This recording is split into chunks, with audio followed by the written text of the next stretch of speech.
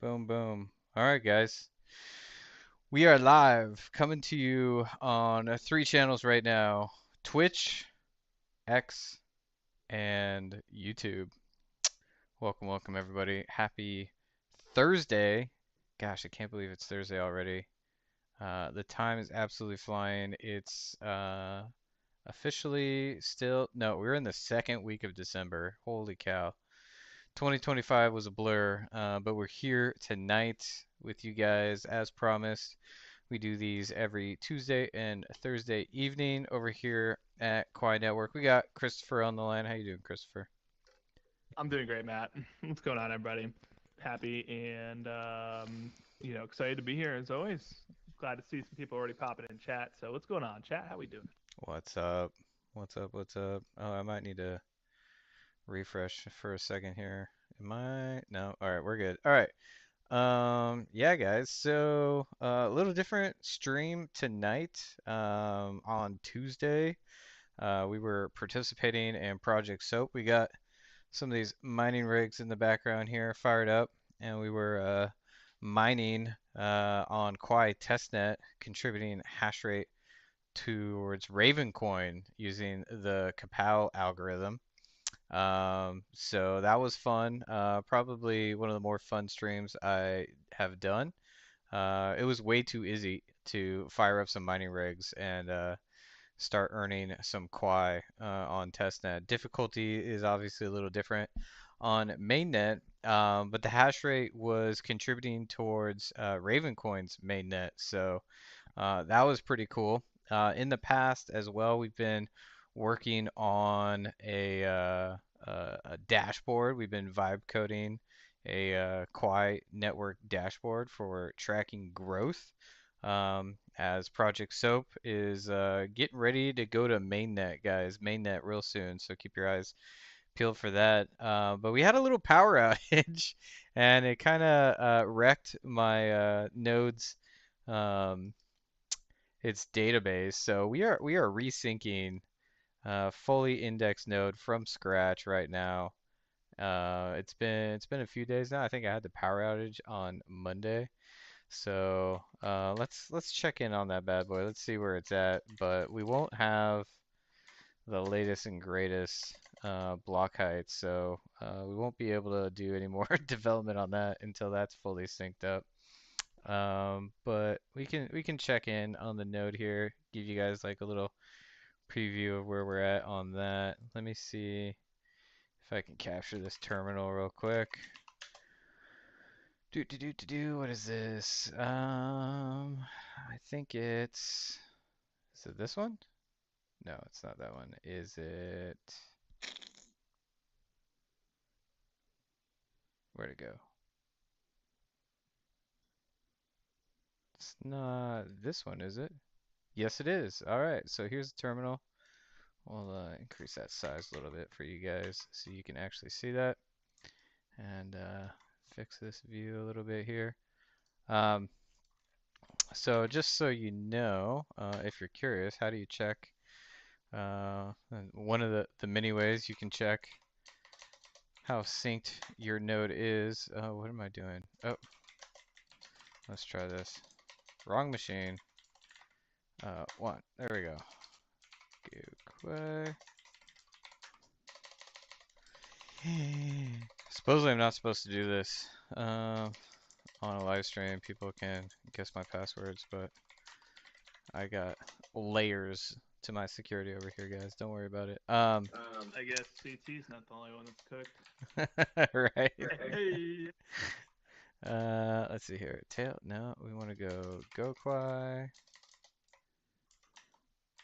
node logs, zone dot log grep not case sensitive appended. Boom, boom, boom.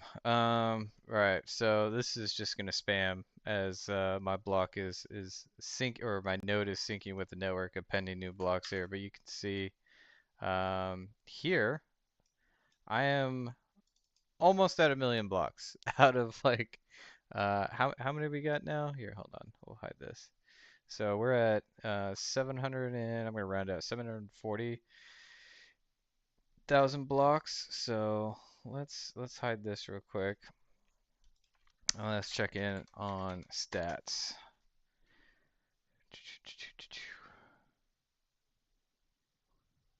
We're over 5 million. 5.3 million blocks. So I got a ways to go before I'm fully synced up again. Guys, follow the account. I need a battery backup. I need a 30 amp 240 volt battery backup over here in order for this not to happen again. But yeah, so that's the current situation of everything we've been streaming on this space up until this point. You know what the deal is around here. If you've tuned in before, go sign up at Kipper Money if you haven't already. Join in on the chat over on X so we can get your X handle and tip you some Quai just for doing so. If you haven't heard of Quai Network or Kipper Money, you're missing out. So super smooth onboarding process. Check that QR code up above. That'll get you hooked up. Earn some free Quai just for signing up, and then say hi here in the chat, and we'll shoot you some Quai. Yeah, a little bit of a rage baity title today, guys. But the BDM team over here at Quai Network has been discussing the current state of crypto Twitter for some time. So I thought now with everything currently on pause as we get ready for Project Soap, as we wait for my node to fully resync, we can kick off tonight's stream. But just talking about what we've been discussing, Christopher, kind of amongst ourselves with the audience here because it's obviously hit the mainstream at this point. Shout out Lisa Edwards for putting this article together. You can see it's definitely gotten some traction. Tip of the hat to her and all the tricks she used to get this into the narrative because it's actually really important in our industry right now. You might have heard it from me before, but if you're new around here and you're wondering where is the crypto market, how do you do crypto marketing? The short answer is it's all on X. It's all on Twitter, guys. That is the largest social platform for all those crypto degens out there that are interested in net new tokens and blockchains like ourselves. It's also where a lot of the infrastructure teams and teams in the industry that serve layer one networks like Quai Network think exchanges, bridges, market makers, pretty much everybody who needs to upfront some costs in order to integrate with a brand new token or network. They need to be able to do some analysis to figure out whether or not they're actually going to earn a return on their investment. Exchanges, are they going to see the volume they need to earn the fees in order to pay for that development work to integrate the chain, host their own nodes, etc. Same goes for bridges. They also run infrastructure, pay developers money in order to build these integrations. So they need to understand whether or not, there's going to be enough volume. And when a network is as new as we are, or even, pre-TGE, the best source of truth for all this information is X and X alone, unfortunately. And fortunately, until just recently, when the X team, we like to say Elon Musk, that's just honestly like easier, but frankly, he's only one man and he's got a lot going on right now. The X team decided to update their algorithm. Um, and as you can see here, if you're reading that, I'll zoom in a little bit. If you're reading this article, she's calling out what the all BDM teams in crypto I think are experiencing currently, and that is a lot of crypto related content is frankly just being nuked right now. Completely deranked. A lot of engagement is dropping off writ large, and the algorithm has switched it up on us. So that's what I wanted to dive into a little bit today. And Christopher and I have had a number of conversations about this, but I imagine this would be super entertaining for you guys. So shout out to all of you who are tuning in. Christopher, we need to get these guys some Quai.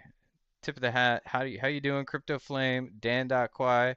President 2K, haven't seen you around for a while. Welcome back. Welcome back. And Ryan Smith, music. What's up? Happy Thursday to everybody out there. Again, if you're hanging out with us on YouTube or Twitch, many appreciations. The engagement, we love the engagement. Um, but if you have a chance to swing by and shout out on X, we'll be able to hook you up with some Quai via Kipper Money. So might as well just spend a few moments doing that while we're at it. So let's see here. I got Dan and President 2K. So if you're not familiar with Kipper Money, this will be fun for you. Let's see here. Pretty sure I'm still logged in. It's a little browser extension here. Let's check out Dan.Quai. Shout out Dan. Oh, it looks like he changed his PFP again. Love the Quai Pepes. Yeah, I was just talking about that in chat. There Got a you pretty go. sweet one. There you go. Boom. That's it, guys. It's that easy. Instant. Instant. Tipping your friends, favorite creators, family on X using crypto. This is how it's supposed to work. That easy. All right. What else we got? President 2K. Man, I haven't seen you in a while, man. Welcome back. Welcome back. Believe that's you. Yep, that's you. Quai Miners, another good NFT project. Shout out. Yo, man, I need an original post to tip here. There we go. There we go. Ortify?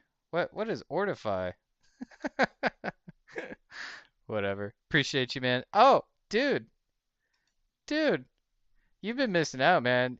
I like respect for the Quai Miners PFP, but there you go, man. There's your referral link. You'll be able to earn that Quai I just tipped you. You're not even signed up for Kipper, man. Gosh, you've been missing out on so much. You're retweeting. Love it. Love to see it. But yeah, That's a dude. retweet from 2023. Let's pay some respect. That's some old school shit there, 2K. Right? Right? Love it. Love it. Anyways, let's hear who else we got in the chat. DeFi Right. What's up? What's up? How's it going? Let's track you down. DeFi Rye. There you are. What's up, DeFi Rye? Welcome, welcome. Glad you're hanging out with us. Oh, dang. We got a retweet of the space. Respect. Respect. Oh, guys, I need an original post. I need an original. I can only tip original posts. I mean, I could tip these posts, but that money doesn't go to you. That goes to them. Hit me up. when you drop an original post up there, um, and we'll shoot you some Quai instantly via Kipper Money integrated directly with X. So shout out DeFi Right. If you haven't signed up, just scan that QR code up above. That'll get you hooked up, and you're verified. So you're gonna earn some free Quai just for signing up. All right.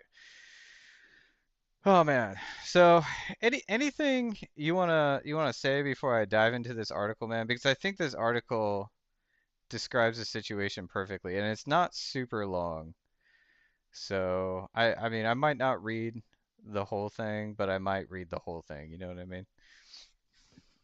Certainly. I will just say that after we go into the article, we'll probably dive into a little bit of history for both of us, I think, in terms of not only our professional, grounds that we've done, but also our own engagement over X for the last couple of years and how we've also noticed a change. But I think it's a good place to start. And let's also keep in mind that the algorithm has changed, unfortunately, multiple times at this point. Yeah. Yeah, 100%. Yeah, no, diving into history is a good idea here, but like why do I have this tweet pulled up and why are we talking about this today? And ultimately it's because it describes the situation perfectly. Um, so starting out, they're saying Elon just killed crypto Twitter X. Just a little bit of context here. Elon did tease maybe like 2 months ago now, maybe a month ago, that he was going to pivot the algorithm to leveraging Grok, his AI, right? And I had some initial thoughts about that, honestly. Like the, I would say the current algorithm is something that was gameable, right? Like all the algorithms out there are gameable. Like once you figure out what content gets promoted and how to get it promoted, you can create a game plan and you can get after it. That's, both good and bad for project teams like ours. We can figure out the algorithm and then like we can get to work. The con of that is like the incentives might not necessarily align with the users who are actually consuming said algorithm. Um, but when you pivot it over to like AI, you're kind of like changing the game entirely. AI is still super unpredictable. Um, and along with some of his teases there, he was kind of mentioning some of the additional features that we would get with this, which I honestly like really appreciate. Frankly, I think, overall, algorithms are designed to maximize revenue for the platforms via ad spend, and that just results in not the greatest content when everybody starts gamifying that algorithm, right? And you saw this, I would say like I think the term is brain rot. Like peak brain rot was probably, a few months into 2025, like maybe like March to June-ish when Kaido was running all of those Yapper Earn programs. Now, FYI, just to lift the skirt a little bit, like Quai Network fully participated in that. And like actually proudly, we initiated that whole strategy, right? We were working with the Kaido team, tip of the hat to them in the tool that they created. It was a great tool. It was a much needed tool for teams like ours who were trying to understand like who has the influence, who's actually has real audiences, who's actually connected to interesting and credible individuals in this space. Um, there was other attempts to do that in the past, but Kaido like really, really nailed that.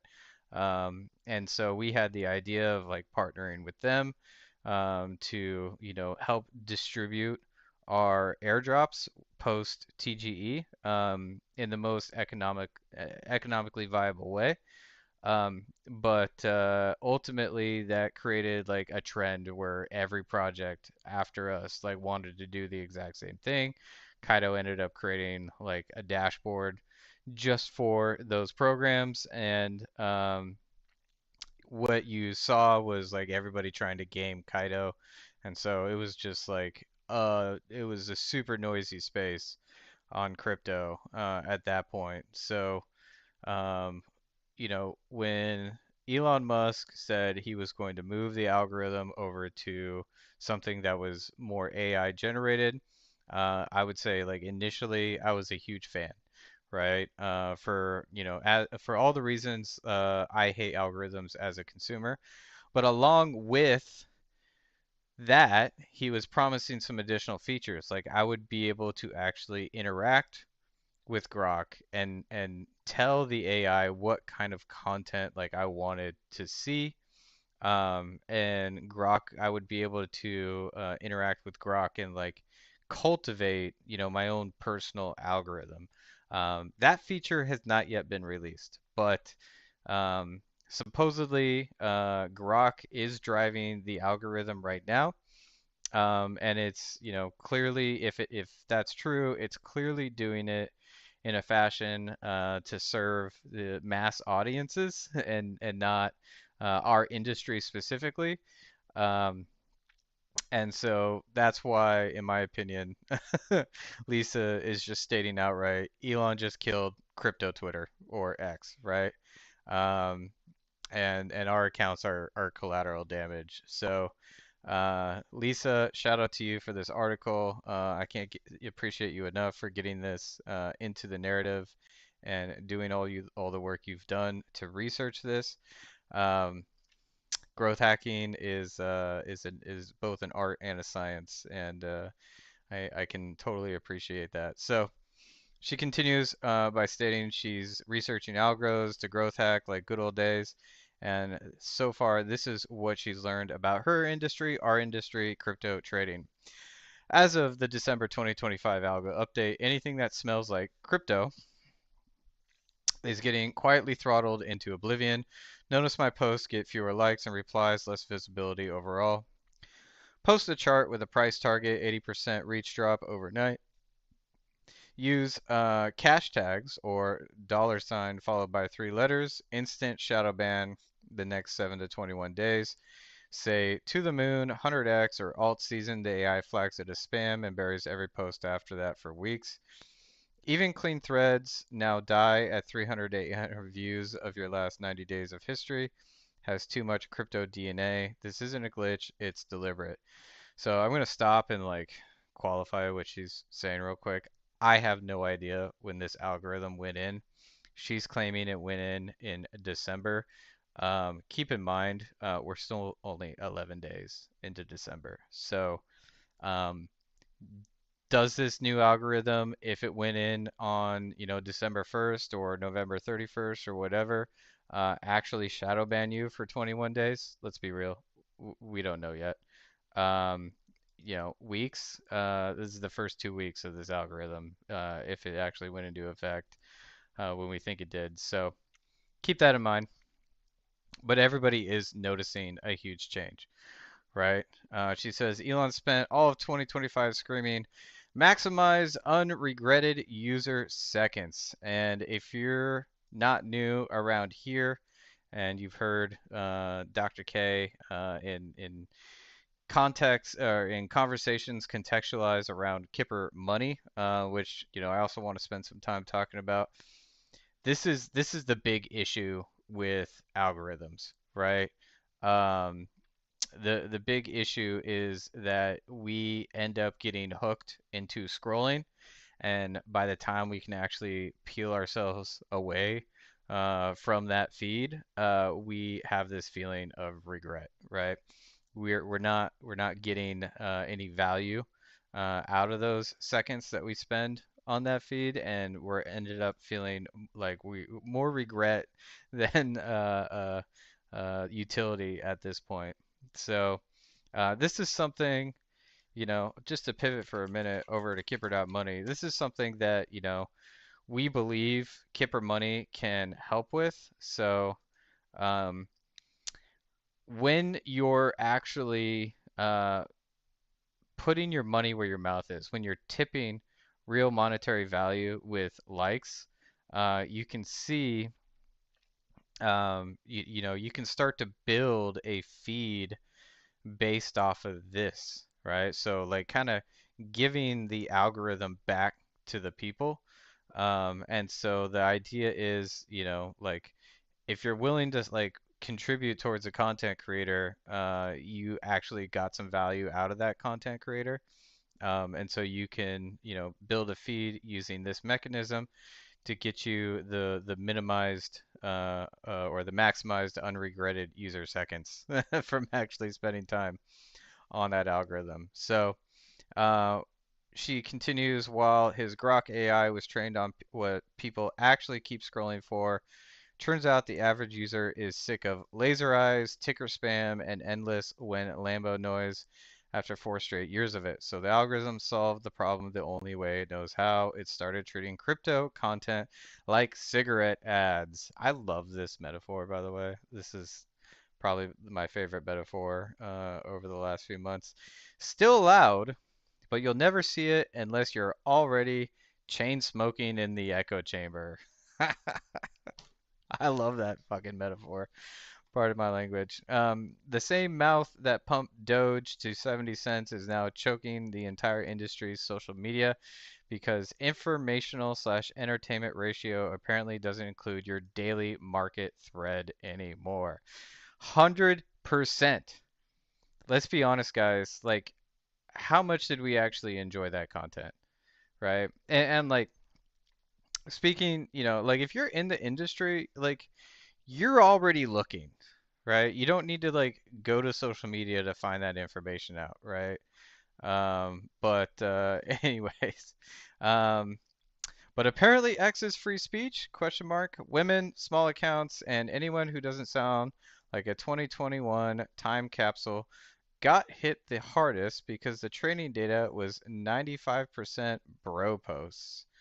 So the AI learned this is what crypto sounds like and now punishes anything that matches the pattern, which is literally all of us. And apparently, you all only want to see females with their boobs out, and that is not me.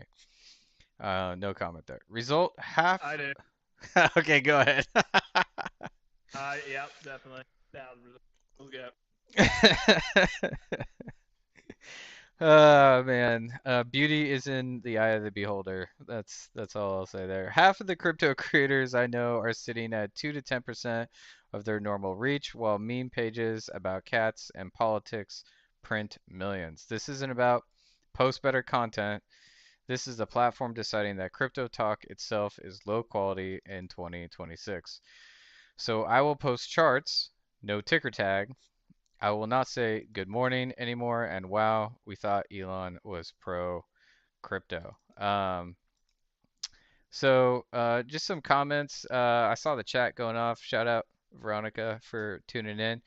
She says maybe she's saying that your old threads that were active are losing traction. Oh, yeah, possible.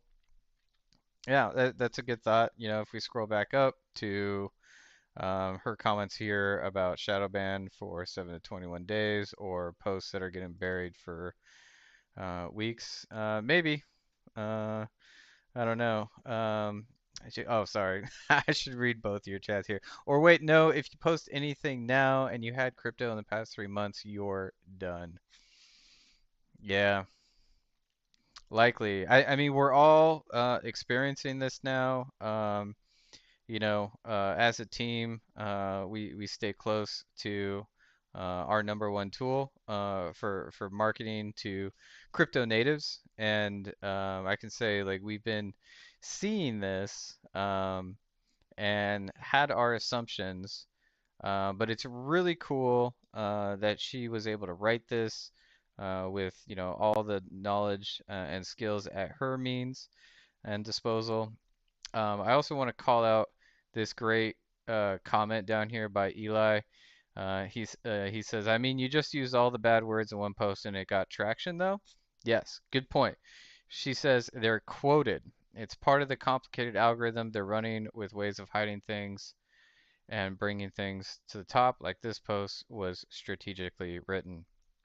So basically, she's saying if you use double quotes when you mention these things, you can kind of hide from those filters, or aka the AI who hasn't been trained on that yet. Keyword yet, right? Um, so her point here is she cracked the algo to prove a point, and you know, t tip of the hat to her, hats off, whatever you want to say. But she's definitely uh, is gotten this into the narrative. Um, Again, it's something we've all been looking at. But I have a few comments writ large on just this industry and how we market ourselves. Because again, we should have seen this coming, guys. Like, let's be honest. Like, our content was not that great. Okay, like when everybody else is achieving mass markets and product market fit with like great images and videos at frankly like sometimes half the cost of what teams spend on marketing on X. Um, when you look at the content we were creating on X, we should have expected this to happen. Like 100%. Like this was not good content. This was pure degeneracy, and so that's why I love the metaphor here about smoking cigarettes, right? Like frankly, like if we want to, you know, get mass adoption in crypto, if we want to build products and protocols that anybody on this planet can use and engage with and like actually gets value out of, our messaging needs to meet them where they're at. And, this messaging just, it wasn't for them, right? It wasn't for them. Now, would I prefer that Elon didn't roll it out this way, or that the X team didn't roll it out this way? Yeah, 100%, right? Effectively, pulled the plug on an entire industry's like marketing distribution channel, at least initially, maybe forcing us to grow up a little bit and you know, um, create better content. Fair, totally fair. But what they could have done is delivered what Elon said they were going to deliver, which was, not only an AI-driven algorithm, but also the features that allowed me as a crypto user to be able to interact with that AI to get me the content that I'm looking for, right? Now, can I control that? Is it worth like, crying in my cereal over? Like, absolutely not. This is a centralized proprietary platform that we don't control, and we're privileged to be able to use it. Like, I'll just say that outright. I'm not going to like start a debate over whether or not, these platforms should be public utilities, but it is what it is right now, and we don't control it, and frankly, we never controlled it. So, that's why we had to game these algorithms to figure it out. And that was kind of our bread and butter, right? Game the algorithm, figure it out, and then, do what works to reach your people. Um, so I'll say that. And then I'll also say this. Uh, Most of this is fairly, I would say, isolated, in my opinion, in the crypto industry. One of the things I noticed today, along with Christopher, is that Bitcoin content still codes to normal people and much more than the rest of crypto, right? The rest of crypto, like, let's be honest, folks, it's degeneracy and gambling and infrastructure for niche audiences that really only care about like tiny iterative improvements on a product that still has not yet reached mass market, right? But Bitcoin, it doesn't look like, the Bitcoin content creators are having this problem. I'll also say this, they don't use the Bitcoin cash tag. They don't, say to the moon all the goddamn time. They have their own problems in terms of like creating content for normies to engage with. But generally speaking, when you look at, mass audiences, Bitcoin does code to normal people a whole lot more than the rest of crypto, right? Bitcoin is much, more widely known and understood, and they at least have a narrative that people understand, right? Digital gold. People understand that. Um, they're not like there are price charts, right? But like most people are not putting cash tags in their price charts in the Bitcoin audience. Okay, so I'll just say this. In my opinion, in crypto, generally speaking, broad brushstrokes here, people, you're either in the Bitcoin camp or you're in the rest of crypto, right? There are niches, right? I don't want to discount that. But when we're talking about like large audiences here, most people either only care about Bitcoin, right? Or they're into the degeneracy and the gambling and all those other like niche ecosystems. So that's what I've noticed. That's kind of, like my rant to kick this thing off. I think, to summarize, crypto marketing should have seen this coming, you know? And honestly, like we can do better.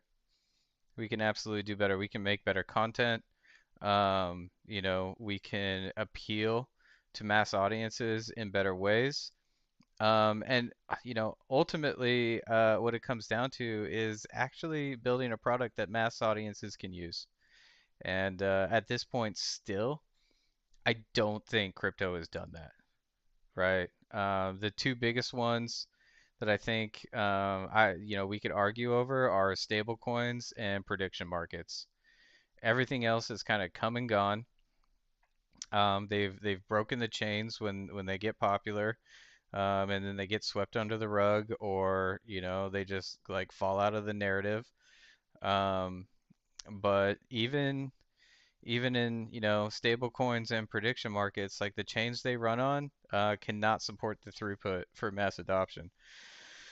So we build products that can actually support the throughput for mass adoption, and we create better content.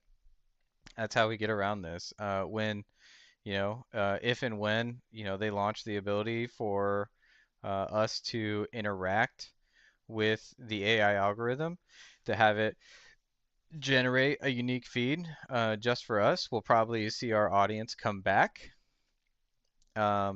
But hopefully this is a big wake up call to everybody. At least that's my hope. Now, clearly here at Quai Network, we believe we have a product, a protocol that can onboard the world. Um, and we're doing everything in our power to make that a reality. And I, for one, will be thinking harder about all the content that I create on X. Um, I'm torn on the cash tags because we have a dual problem here, right? The second problem is all the marketing tools that this industry uses still depends on those tags. It really does. Like, how do you know whether or not a new token is achieving mindshare on crypto Twitter? You got to search for those tags, right?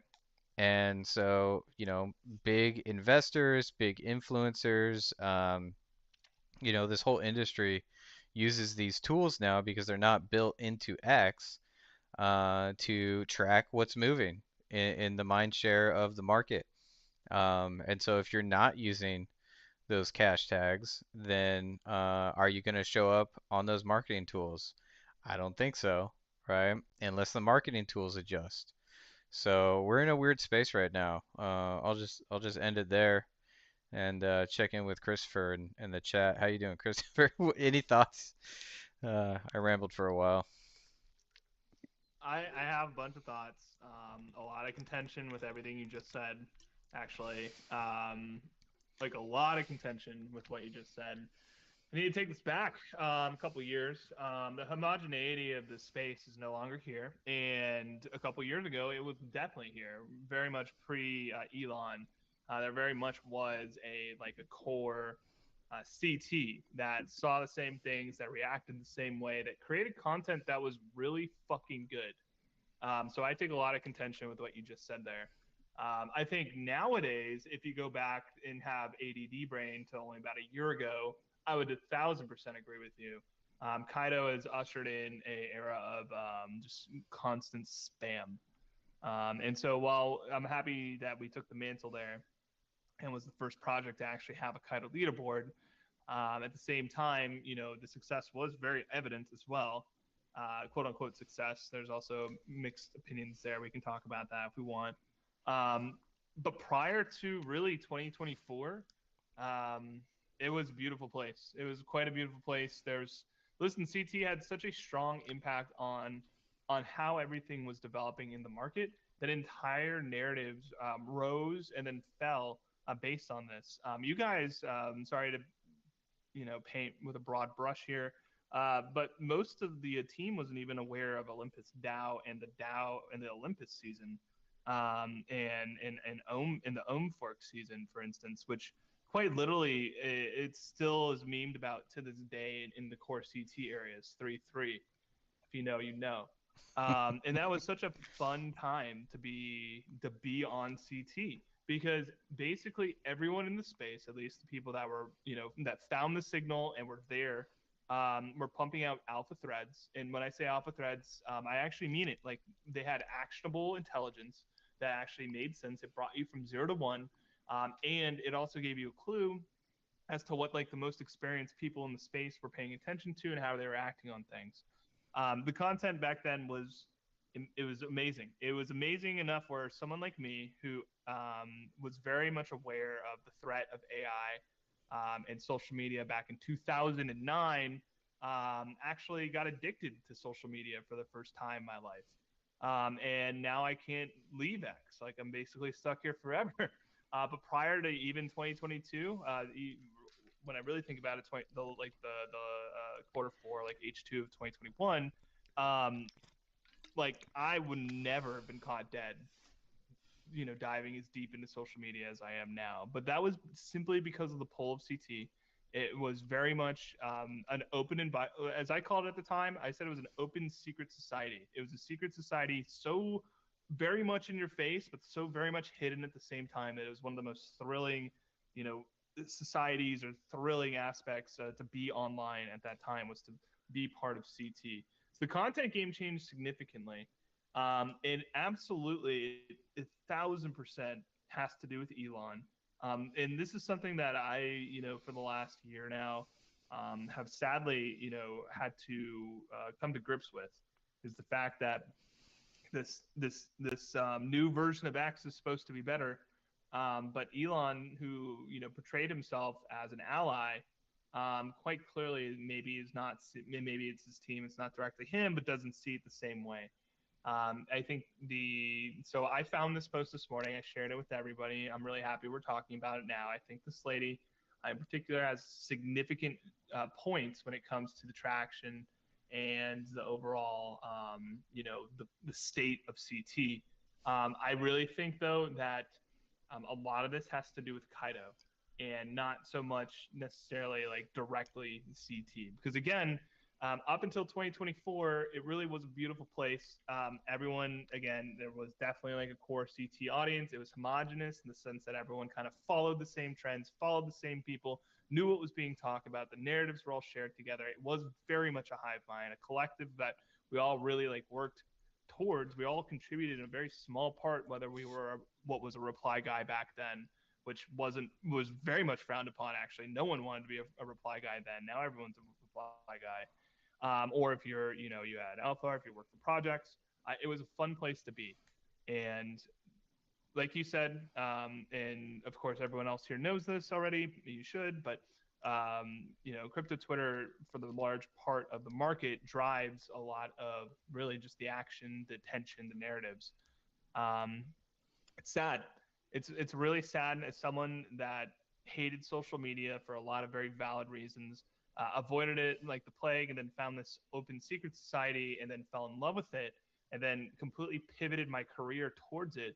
Uh, you know, those vibes just aren't the same.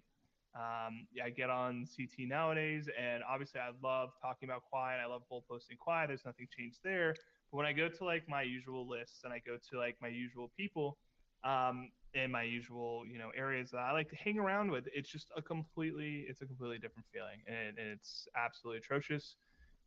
It's not the same nowadays. What you have is a bunch of this AI slop of people constantly posting tickers, n- not even talking about anything else but their project. It's only their project. It's like hyper focused on their project, only their project. It's only the project. I gotta do the project. It's not how CT was back then.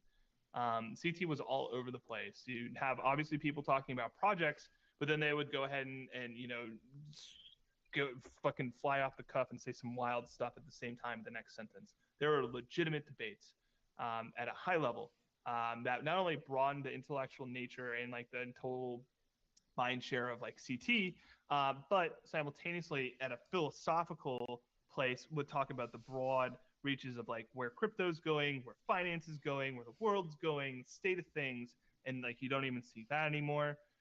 Not nearly as much.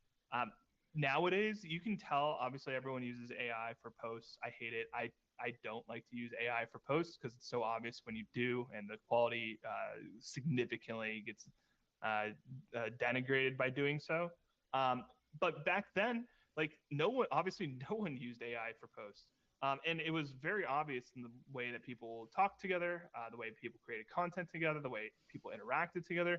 But nowadays, when people create content, it has like the same bullshit AI cadence. You can see right through it. It's so easy to read, and everyone does it. And so, like when you read these like long form posts, like even this lady obviously used AI to write this as well because it's structured in the same way. It's just not just about everything else. It's just like a total. It's like you know, it's like exhaling, or it's like the wind gets knocked out of you. Right? I read all these posts, and it just doesn't generate the same feeling that it used to. So without a doubt, it's cooked. You've got retards out there. I'm not going to name names, but they definitely run like a lot of like the Solana mindshare. Total retards. These guys don't know what the fuck they're talking about. Yet they dominate the mindshare because they're, because for many different reasons.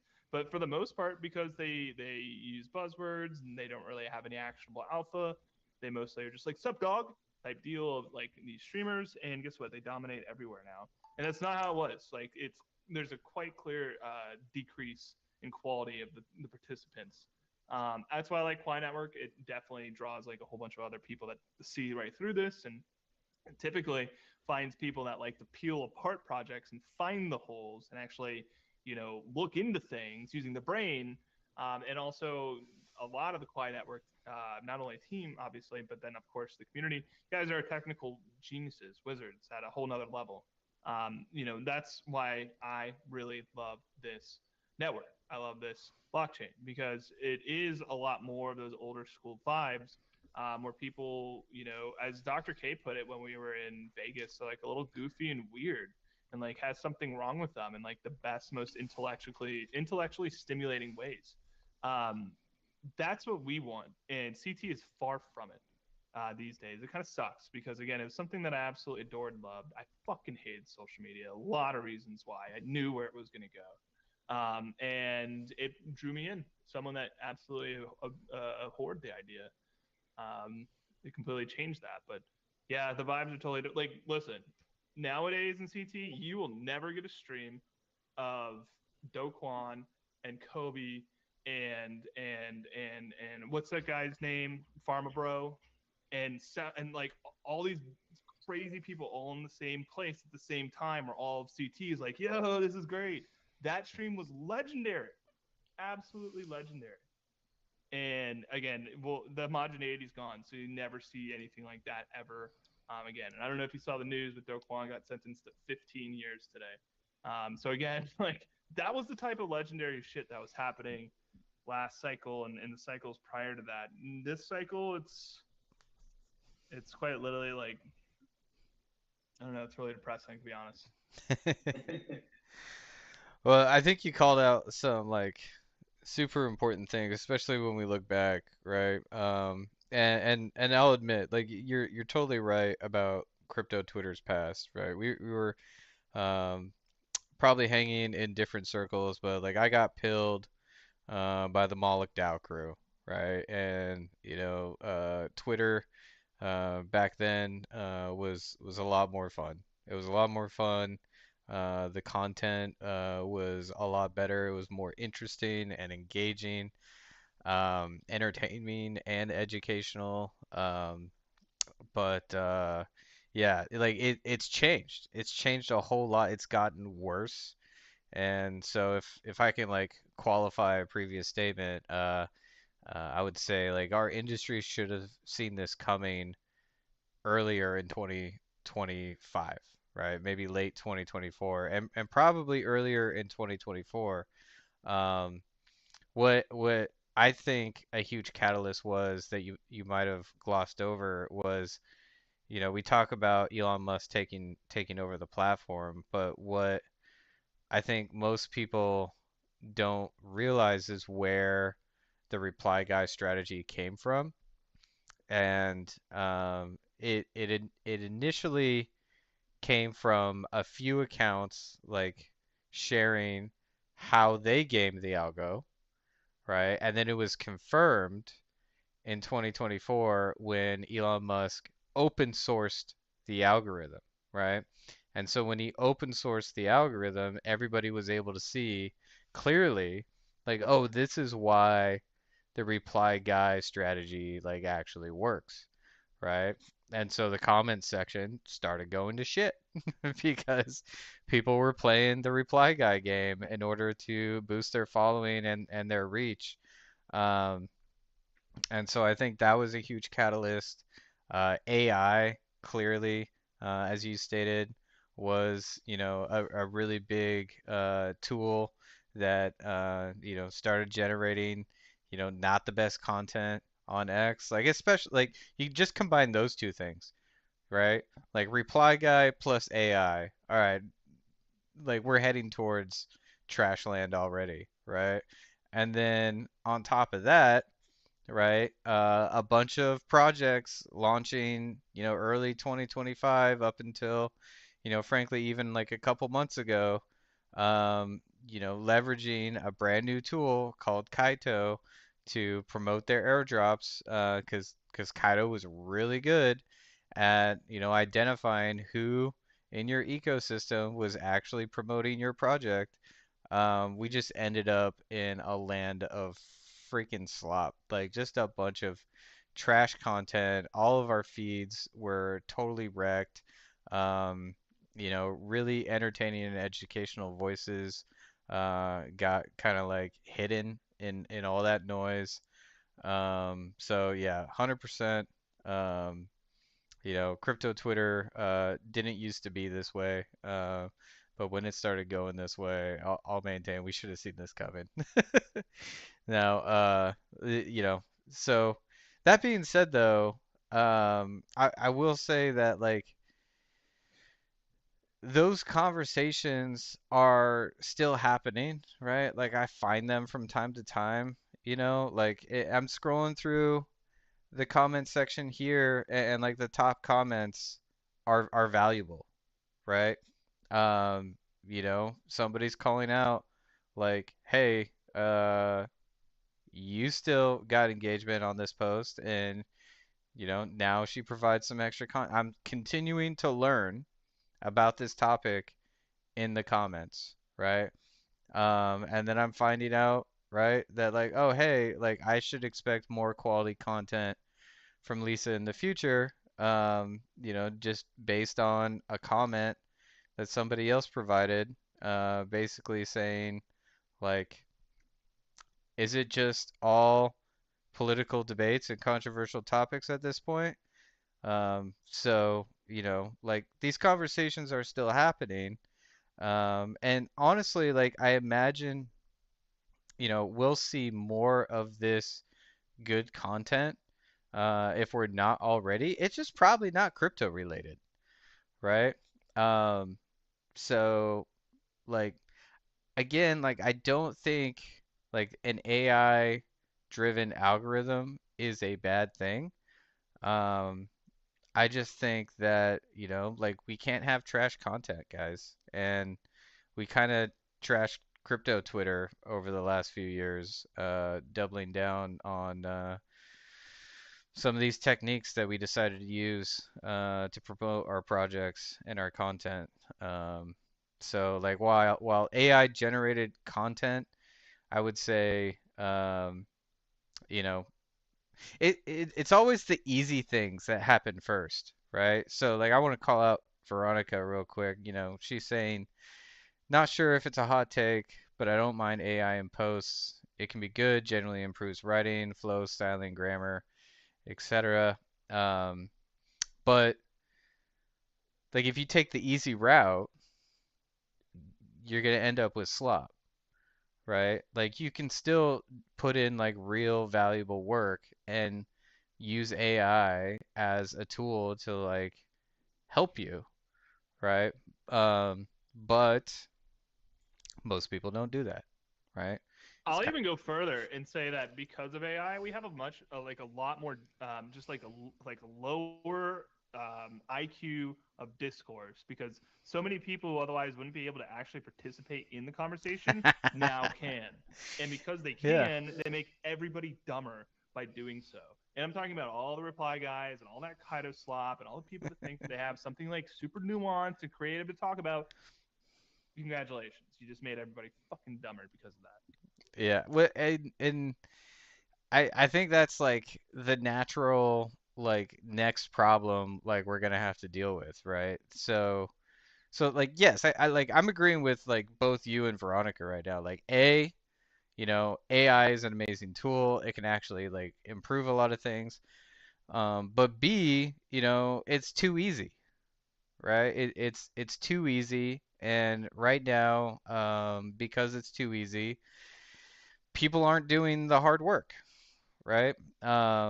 Like I use AI all the goddamn time, and like you commented, it reduces their creativity. Like I noticed that, like right away. Like I noticed, like I don't use that creative muscle in my brain as much as I used to, and so now I'm making a conscious effort to be like, okay, am I leaning on AI too much for this? Right? Like, am I eating McDonald's because like it's easy, it's a drive-through when it really only takes 15 minutes to cook a healthy meal, right? Am I getting lazy, right? Is this something that like I value and that I want to like maintain? And I had to like make a conscious effort because you're absolutely right. It does make you lazy, right? But I feel like we're gonna go through like a learning curve here.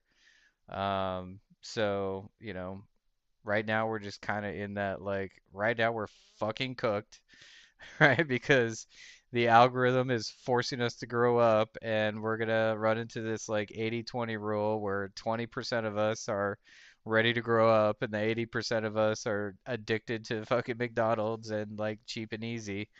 Um, but eventually, long term, I think we'll realize that hey, we all actually like want to be healthy, right? Like we all are gonna refocus. It reminds me of the vinyl conversation I was having a while ago. I forget who with maybe my fiance, but it was like uh, vinyl's almost died. The fidelity of the music we were getting on like Spotify and all these other platforms like weren't as good, and now it's back, right? Like when we want that fidelity, we're actually like putting in the effort to go and get it. When we want to produce good content, we're gonna put in the time and effort to actually produce it. Last comment is you mentioned you're seeing um, even the good content has like less personality to it. I guess is the best way to explain what I heard from you. There's less individual tone, even in like the good content, or qualify it however you want. Um, and this reminds me about something that I heard Sam Altman say on a podcast a while ago, or it might have been Sam, maybe somebody else.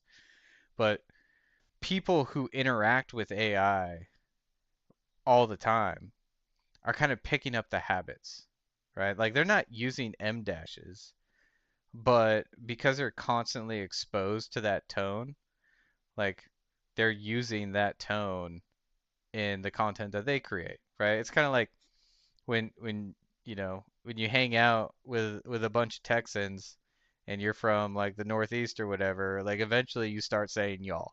You know what I mean? Um, so that I think some of that is going on too, I guess is my statement there.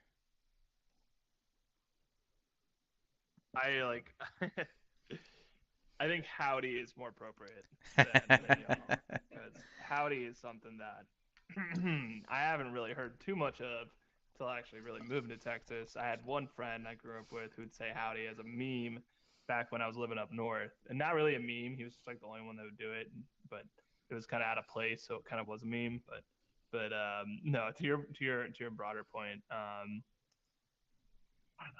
you know it's so sad to me. It's pathetic. A lot of people talk to AI more than they talk to real people.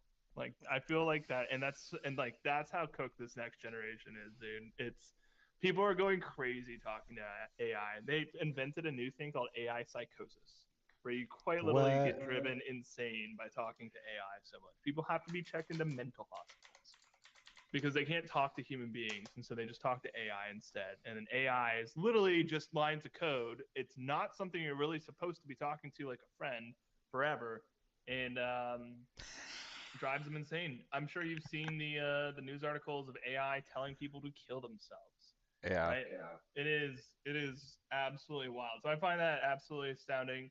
Like that's the generation we're going into. You are, and you and I have geeked out a lot on AI styled music. For a lot, actually, we do that a lot. And the thing is, I'm really impressed by the fact that AI can create vocal tones, and specifically can hold vocal tones, so it can hold a high pitched note for a certain amount of time with voice inflection added in. I find that shit's extremely impressive. Being able to create basic chord music's not as impressive. So I don't really care about that, but that's just me being kind of pretentious as a musician. But for like writing and for being able to craft ideas, you can definitely get kind of a like a skeleton in place. But the thing is when people over rely on it, to your point, it makes people lazier. It takes away creativity, and which is why if you look at your regular CT feed, the thing is a lot of these more veteran, survived more than one cycle type of people that still exist in CT, you'll see everything they're posting extremely informal, no capitalization, no periods, lots of slang. They're avoiding all the general formatting that comes with AI, for a reason, and it's because they want to be authentic. So authenticity is always everything. I will not claim that meme, but I've been saying that long before everybody else has been saying that. Um, and then B, it's because it's to like stand out in a sea of people that just sound the same, right? Like that's why you see a lot of people, and that's why I even saw an article that was detailing what's actually happening with the new algorithm and how informality is actually, no capitalization, no periods, all of that is actually rewarded by the algorithm apparently because it shows again real people. Um, it's very interesting time, you know I'm not one to like dig my heels in and be like, oh, these whippersnappers, all this other stuff. I will call things out that I think are pathetic, and I will call out laziness, and I will call out slop, and I will be very forward in the fact that AI has enabled a whole generation of people that I don't want to say they don't deserve to be here because if you found this place, congratulations, you should be here. But it has ruined the thinking and the thought processes behind how people interact on CT for the next generation. I think, period. I think it just ruined it, period. It's not the same. It'll never be the same. We can continue to look at it through rose colored glasses, um, goggles, or whatever, as many people will. But I think if you're like me, if you're like many others, they're just very pragmatists. I see what's in front of me, not what I hope. It's not coming back. And so the idea, from here moving forward is figure out what sticks and what doesn't stick, right? Maybe I think the thing actually to pause myself and take a step back. I think what's really like important, I think for me and for others when it comes to this new AI trend is it makes me afraid to post, right? Because if you look at people that post a lot, like you can, I get the idea. Gainsey was telling us this. If you guys don't know, we work with Gainsey. He's awesome. He's very old school CT from 2016 cycle, and he obviously was OG in so many different ways. And he was running with the flag in many different ways over the years. And when we were talking with Gainsey, he was saying, you machine gun post until you find something that hits, then you ride that wave. But the thing with like that is, especially if you're not like already an established account that has like a significant amount of traction already, is the more you post and the people don't see it, you actually get penalized for doing that. You Yeah. know what I mean? And so it's like you're trying to catch the wave. You're trying to find something that sticks, but every time you don't do it correctly, right, you get penalized for doing so, and you get less engagement, and you get less eyeballs on what you're actually trying to do. Very much a double-edged sword. For me, I just want to be able to shit post. I want to be able to say what I need to say, and when I'm making an important post, I want that to get reach. But like when I'm shit posting, I just want my people to see it. Point blank. Period. That Right. simple. But and that used to be how it is, by the way. Like when I Yeah. was working and doing work with Lida, when I was producing podcasts with Bankless, when I was working even with QuickNote, it was just like that, man. And you could talk shit all day, and you could reply guys as much as you wanted, and you could say vociferous things and caustic things to stir the pot, and you wouldn't have to worry about when you need to make an important post, like, hey guys, I just brokered a partnership with these guys, that it wouldn't reach the people, right, that you wanted it to reach. Right. But yeah, it sucks because I don't want to be afraid to post. I want to just be able to post. I just want to be able to post the important stuff. I want to talk the shit that I want to talk. I want to laugh where I want to laugh, and I want to have that social media that actually works for me. But when you get penalized for posting, and when people see stuff that you don't want them to see, and that they don't see stuff that you do want them to see, it puts everybody in this really strange place. It doesn't really feel like there's an equilibrium at the end of the day. Yeah. Yeah. Well, Well, I'll one of the things you made me think of is just it's like, funny, really quick. yeah, Veronica says that I appreciate people using English properly. Of course you do, but as a native English speaker, it's like the last thing we want to see. We right. want to talk our shit and have our memes. Yeah, well, and everybody wants something different, right? So, one of the things I was thinking about while you were talking about all that, man, is just that like at the end of the day, when it comes to like growth hacking for reach on these platforms that, you know, uh, your reach is determined by an algorithm. Let's be honest, like algorithms change, right? They've been changing since, the dawn of social media feed algorithms, since the dawn of the never-ending feed. These algorithms have been changing. They don't stay static forever. So whatever works today, expect it to not work in the future. And if somebody's telling you the way things are, like you're gonna have to validate it, right? Like until they open source all the algorithms or all the algorithms are driven by AI, like that's just like the world we live in, right? Um, so, all that's just to say that like who knows? At the end of the day, right? Like this is new territory we're in right now. We are in brand new territory where we have like an LLM that is driving an algorithm. And, you know, um, don't know if it's good or bad, but does it will it create without any other additional features, will it, settle on, a method that works for most people, and then everybody else is constantly trying to find ways to growth hack an AI, just like they were trying to find ways to jailbreak an AI, right? And then as that happens, the AI is going to get smarter, and then we'll have to find new ways, right? So I think the game is still the same, um, but we have opportunities with some, like, again, going back to those additional features that Elon mentioned, right? Like you can have a business feed or a professional feed that's driven by AI, and like your friends an entertainment feed, or maybe you have like three different feeds, each one has a different prompt to the AI to get you the content you're looking for. That way, as a user who's creating content, I can just bullshit knowing that only like my friends and the people who are interested in my bullshit are going to get it. And then when I want to like be professional, or create some like like purely educational or like research based like content, the people who are interested in that are actually going to get it. So like, I think all our complaints are valid. I also just want to say, like, I think we should have seen this coming, and now that it's here, it's a new game. Ultimately, it's, I would say it's a new algorithm. It's not a new game. It's the same game as before, where we try to game the algorithm, right? It's just a net new algorithm, and we're gonna have to figure out how to game it.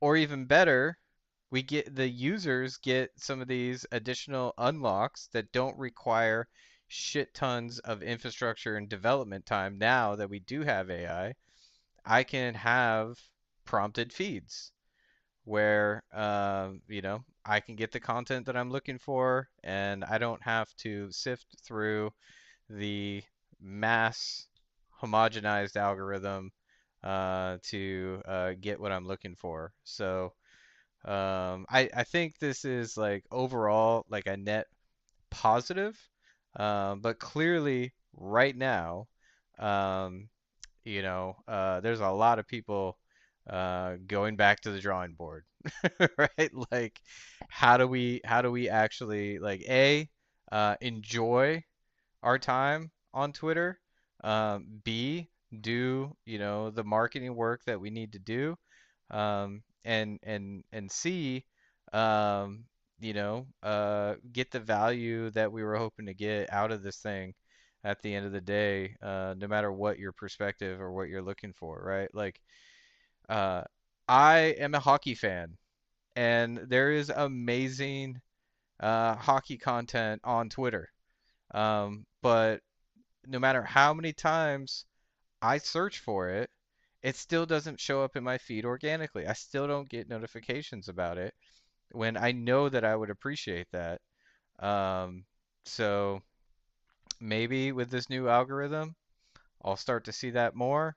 Or maybe hopefully one day I'll get a feature where I can just like click, instead of top latest people, I can go like custom algo prompt one, custom algo prompt two, whatever, instead of having to like search for it and then like remember that this post was from like a month ago, and like so many games back. This is not the latest game between the Colorado Avalanche and the Nashville Predators. This is an older game. Um, so yeah, man, it's super interesting. I definitely hope um, that this forces us to kind of like get back to A, what we want, B, what we believe in, and C, actually generating like good content, right? Because if it's all AI slop and everybody's hitting the easy button, I think an AI-driven algorithm will figure that out super quickly. So instead of having like a whole year of Kaido slop, we might have like a couple weeks or a month of it. You know what I mean? Anywho, checking with the chat real quick. Veronica says, "Y'all are right," and I'm Gen Z, and my brain is cooked, I guess. Oh man, maybe we'll see. The older generations always complain about the younger ones, but I believe in an 80-20 rule in everything when we talk about these things. I'm more concerned about people just talking to AI more than human beings. Dude, I did that search. Like this is insane. Like this is July 5th. But there's some other content out here like August 11th. I just remember, Yeah, this being is like an 18-year-old kid and being like, man, I'm introverted and socially awkward. I can't live life like this. Like, I'm not going to succeed. And so I like went and I put myself in a position to work at a restaurant because I knew I was going to be around people and I had to learn how to like, you know, properly like convey myself and all this other stuff and learn how to like do proper small talk and like have fun, right? Like in a conversation. And it helped me so much. And nowadays you just hear all these stories of all these like sad kids that like instead of like going outside and talking to people just sit inside and talk to like a like a fucking chatbot. It's just yeah. like the amount of work it takes to like build oneself up just won't ever be respected by the newer generations who don't have to do so, right? If that makes sense. I don't know. I'll get off that soapbox. I'm just Maybe. saying I know how much work I had to put into myself to become the person I am today, and to see Right. people just like go crazy because they can't like just go have a casual conversation with somebody. I don't know. That blows my mind. Talking about AI driven algorithms, sure we'll have to adopt. But you know what's the shittiest part? It's the fact that no one cares about your old posts. If no one cared about it, like 15 days ago, no one's going to go back and look at it. There used to be a point where like people would look back through people's history, look at their old posts. That's the AI algorithm doesn't reward that anymore. As soon as you post something, it's basically if it doesn't catch on within an hour, it's basically done, right? And so like all that work that you put in, it doesn't matter. If it does catch, then you will have some ground to work with. But if it doesn't catch, then fuck it, doesn't matter. Move on to your next great post, right? But here's the thing: is like when you're sitting here and you're writing like a novel after novel after novel after novel, and none of them are catching. Not only are you losing points due to the algorithm, right? But then you're also burning out at the same time. You're writing all these great things and no one's paying attention to them, and then like you're actually getting penalized for even creating that said content. It's really much an interesting experience. And of course, AI is not human. AI is run by code, and so it will make mistakes and it will filter things out. Like that's I can go so far with that thought there. I'm just actually not going to. And that's like the main problem, and that's why people were crying foul with like censorship back in the 2010s, right? Because people used like on all these platforms would get shadow banned and all these like advisory warnings, you know what I'm saying, put on them simply because it was an AI algorithm that was just not actually monitoring content, and that's the problem with doing these things. But also, there's such an abundance of content you can't have human curators. So I get like the double edge. I get the problem there, the duality of that problem. Right. Just saying that like yeah, when all is said and done with this new AI driven algorithm and this attention economy that we live in, it can definitely be an interesting place. I don't share. I'll call it. I'm being facetious and slightly caustic, but I don't share your toxic positivity when it comes to it. Mostly because I remember the good old days, so I'll be an old geezer with that one. But you know, ultimately we have to stay positive and really be looking forward and not backwards when all is said and done. So will there be a light at the end of this tunnel? I don't know. Hopefully. We'll see. So, There's no going back, so there really is no other hope. If there is no light, we have to blow a hole in the wall until we can find it. yeah. Well, and so all of my positivity comes from the understanding that nothing is static at the end of the day, right? Like even this like let's say that AI is letting Grok train the algorithm or letting Grok drive the algorithm and he's training Grok based on that, right? That statement alone basically tells me that the algorithm we have today is not the algorithm we have tomorrow, right? We don't know what algorithm we have tomorrow. We can make predictions, um, but at the end of the day, like it's a market, right? So if everybody leaves X, things are going to change. If it, the whole dead internet theory, right, is also a possibility, right? So we could say that's coming. But yeah, if the internet's dead, then guess what we're doing? We're outside, we're talking to people, right? We're not going down that path that like a lot of the youths are at risk of going down. Um, so like I just like my positivity comes from an understanding that like this is not a static situation, and it's going to change whether we like it or not, and 9 times out of 10 it always changes for the better. So, um, but yeah, I also, absolutely think that we deserve it. Based on the shit we saw over the last year and a half. We should have expected an AI that's trained on all the content that's on X to not prioritize the fucking chain smoking crypto degens fucking content. Right? It should deprioritize that content, except for only the other fellow chain smoking degens. So and I guess I'm one of them because I still only see crypto content in my feed. I don't get any of the Colorado Avalanche in my feed or any other hockey content. So, that says something about me. Well, But no, I mean you have to. That's actually like a good thing. I don't know about you, but I had to train my algorithm. I had to get rid of like I'm obviously a very politically oriented person. I don't try to bring it forward unless the situation's right. But right, like I had to retrain my algorithm. I had to dump all of my politics. I had to get rid of all of my comedians. I had to get rid of all of my other interests. I had to put them on other accounts because otherwise the algorithm was just all over the place. It was showing me all this kind of shit. And I'm like sitting here like trying to work and I'm getting, and I'm without using lists. So I do use lists, but without using lists, right? Like my normal feed is just all freaking over the place. And it's showing me stuff I don't really care about. And then like half of it is just quite clearly bots too. And so I had to go in, I had to remove all the protocols that I was following, I had to remove all the comedians I was following, all the musicians I was following, all the politicians I was following, separate them off to separate accounts, and then boom, my feed immediately started getting so much better. And like that was again a huge problem that didn't have to worry about with Jack Dorsey. I hate to even say that, but yeah, Jack Dorsey's algo was like so prime compared to like what was happening with this. I didn't have to separate anything out. I saw everything that I really wanted to. All my interests were all in the same place, etc.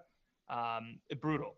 And maybe that's learning pains, but whatever. But the fact that I have to create multiple accounts just to like see algorithms, see like a feed that I think makes the most sense and like isn't all over the place is got to be a problem, oh, man. it's definitely a problem. And then of course Elon's like, just use lists. It's like, dude,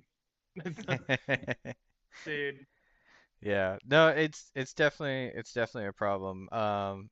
And you're right. Like the older algorithms, were probably better user experiences. We're definitely getting echo chambered much quicker. And again, like I keep like thinking about this in terms of like timelines here, right? So brand new algorithm, I'm estimating it dropped like late November. We're only a couple weeks into it, right? The last time I quote unquote had to train my algorithm was like late 2024. Um, when there was an update, there was a change to the algorithm, and all of a sudden I started getting all these videos I was super uninterested in, right? So I need to say it. The algorithms changed a lot this year. It's not hmm just been in November.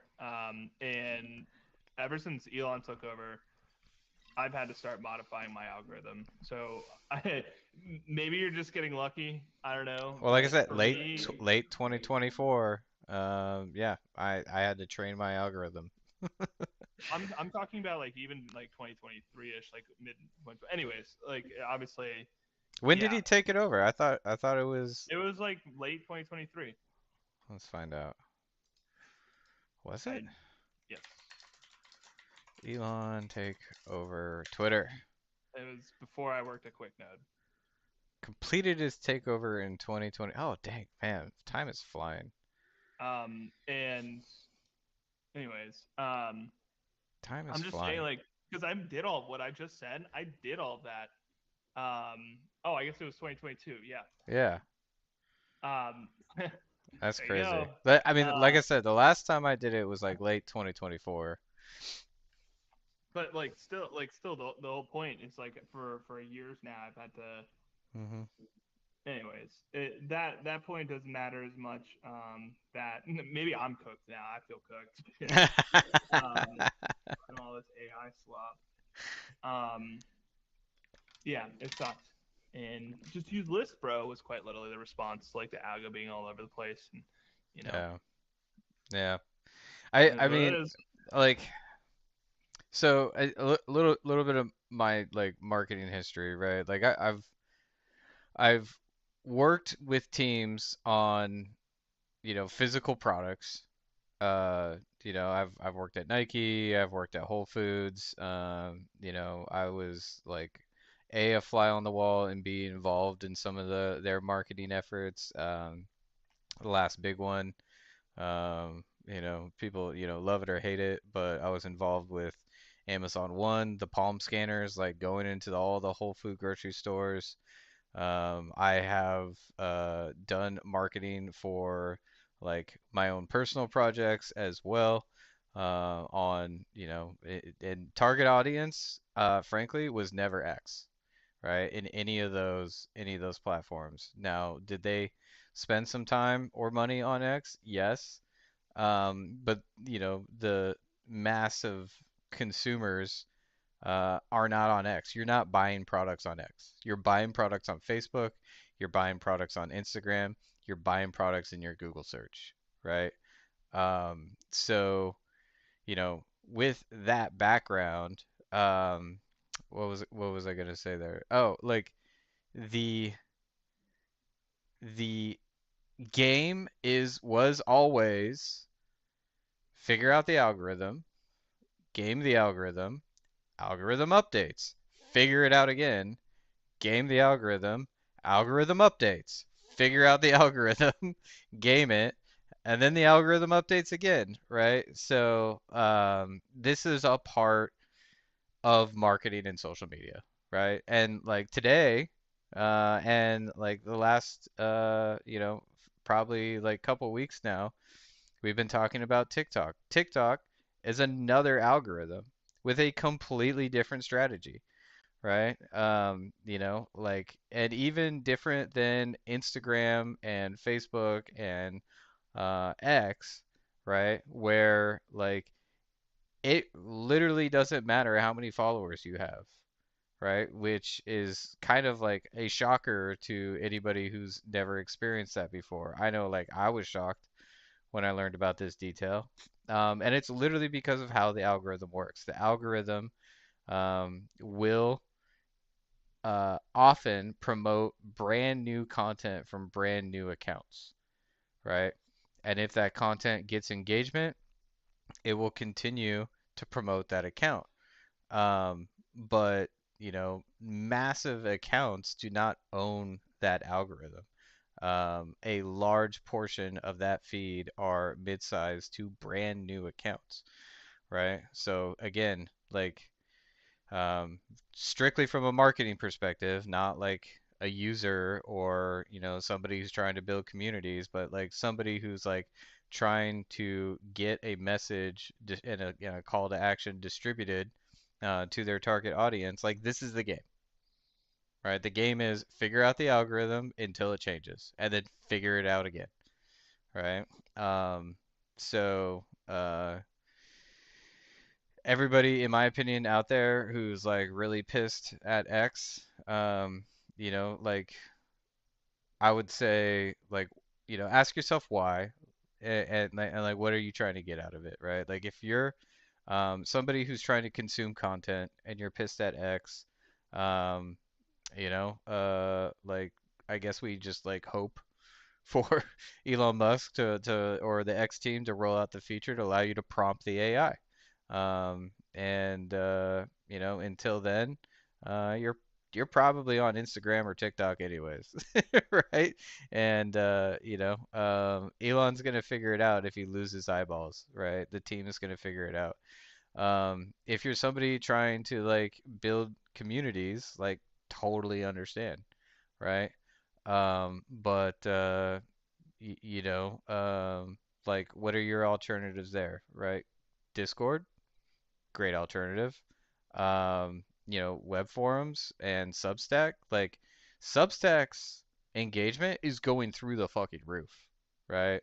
Like I can't pull up any metrics at my fingertips, but like 2025, like Substack kind of like fell out of the narrative, but it has not fallen off in terms of like actual users like going to the platform and reading and engaging on that platform. So maybe consider Substack, right? Again, like there's there's solutions to our problems, right? But if you're a marketer in crypto, welcome to the big boy club. This is the game, right? The algorithm's going to change on you yet again, right? Um, so that's just kind of like where I'm sitting right now. I'm like, yeah, crypto Twitter is cooked, but from like what perspective? From a marketer's perspective, like, yeah, but it's temporary. From like a building communities perspective, I don't know, right? But it seems like a lot of people are moving to Substack, right? From a just a consumer or like audience members perspective, you probably have the feed that you deserve. And if you hate it, like you're gonna have to program your algorithm, I guess, or hope for that net new feature to roll out where they give you the ability to prompt the AI to give you the feed that you're looking for. Um, but like it's a market, right? So we vote with our eyeballs in this market. I guess that's my final take there. Um, yeah, the chat has been good today too. Really appreciate you guys. Lot of discussion about the quality of the English language. Uh, I could riff on that for a while, but oh man, what do you think, Christopher? Should we actually be worried about it, or do you think we're gonna evolve along with everything else? I don't know. I think we'll be fine. I'm not concerned about that. What I am concerned about is it's boring and CT sucks now. It's boring as fuck and it sucks. And so if our adapting, if we need to adapt to this, which obviously we do, we are. Um, sure, you can call it growing up. You can call it maturing. I think that all the rich multimillionaires that used to have fun on CT are leaving and they don't want to come back. It's not fun here anymore. You know, that was the fun part about CT was it was an open secret society of extremely affluent, extremely wealthy, degens who like to have fun on accounts that were changing the world, creating frontier-esque technology, and now you just see AI written threads everywhere and people that don't have original thoughts and instead, like you said, just want to game the algorithm. It's the attention economy.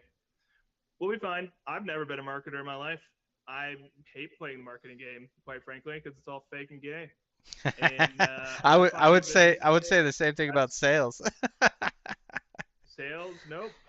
The way I've approached sales has been the opposite of fake and gay. I only work with products that are of highest quality and top caliber. It's why every single project that I've ever worked with, I don't have to sell it because it's the best. And I just be human. If you haven't picked it up, I'm a personality, what they call a personality sell, to get technical with you, versus just a, well, there's a lot of different styles, but that's why all my projects have been successful, and I haven't had to run into failures ever, because I only pick the best and I only work with the best, and that's just how I've operated my entire career.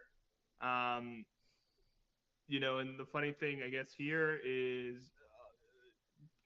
like I said, I mean, it's really the losses on X and Elon. The truth is, it's like everyone else, all these scammers, all these shitty projects, all these AI slop, infused, quick turnaround pump and dumps. They're really all riding on the coattails of, like I just said, the affluent secret society, open secret society of CT. Again, of like multimillionaire and billionaires that just wanted to shitpost and have fun.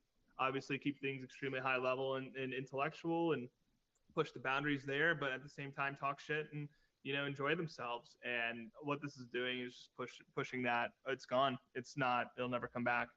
So it was fun for a while, and that crowd's got to go somewhere. And I think that crowd's going to go places that are competitors to X, things like Instagram and TikTok, because I think you're still able to get away with things over there and still have fun over there.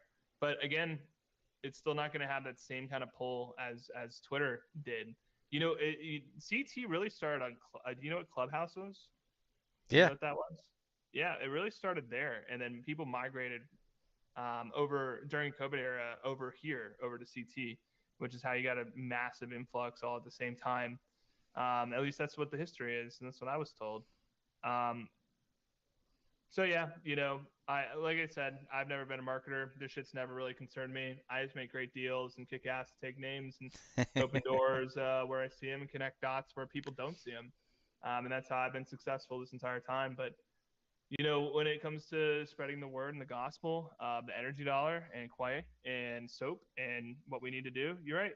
Ultimately, we'll adopt, we'll move forward, be no problem.